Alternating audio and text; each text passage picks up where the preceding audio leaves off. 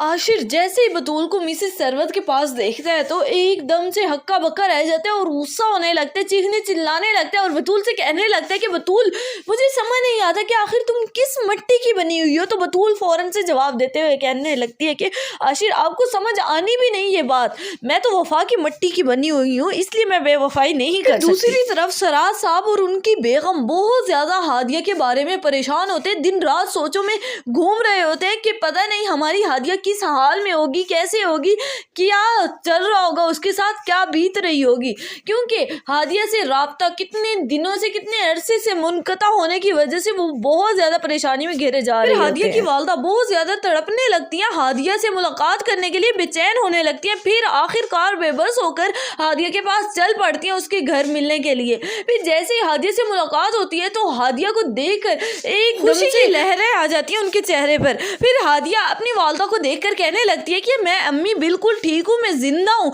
और मेरी दुआ है अल्लाह से कि मैं तब तक जिंदा रहूँ जब तक बाबा मुझे माफ न कर दे। हादिया इमोशनल हो जाती है अपने बाबा को याद करके और फिर हादिया की आंखों में आंसू टपकने लगते हैं। दूसरी तरफ व्यूअर्स, कशान पहले तो बतूल को इस घर से निकलवाने में कामयाबी हासिल कर ही चुका होता है, अब उसका मिशन मजीद ज्यादा तरक्की हासिल करने लगता है और उसकी कामयाबी की असल वजह यह होती है कि अब मनाहिल को भी आशिर से निकलवाया जाए, फारिग किया जाए। मनाहिल को वर्गलाने लगता है, कहने लगता है कि जाए जल्दी जाए अंदर, इससे पहले कि हालात बदल जाएं, क्योंकि मुझे अंदेशा है इस बात का। फिर मनाहिल जैसे ही अंदर रूम में इंटर होती है तो फौरन से देखकर आशिर और बतूल को एकदम से हैरान और परेशान हो जाए, फेस एक्सप्रेशन भी बदलते नजर आ रहे होते हैं। फिर आशिर वजह पूछने लगता है मनाहिल से कि मनाहिल क्या हुआ, तुम्हारा मुंह लटका हुआ है। तो मनाहिल कहने लगती है कि आशिर, मुझे लगता है मैं गलत टाइम पर आ गई हूँ, और उसका रवैया भी बदला बदला महसूस हो रहा है। कि ये बात करने की देर होती है कि मिसेस सरवत भी गुस्से से मनाहिल की तरफ देखने लगती है। सो व्यूअर्स, आपका क्या ख्याल है कि मिसेस सरवत बतूल को एक्सेप्ट करेंगी कि मनाहिल को? अपनी कीमती राय से करना मत भूलिए।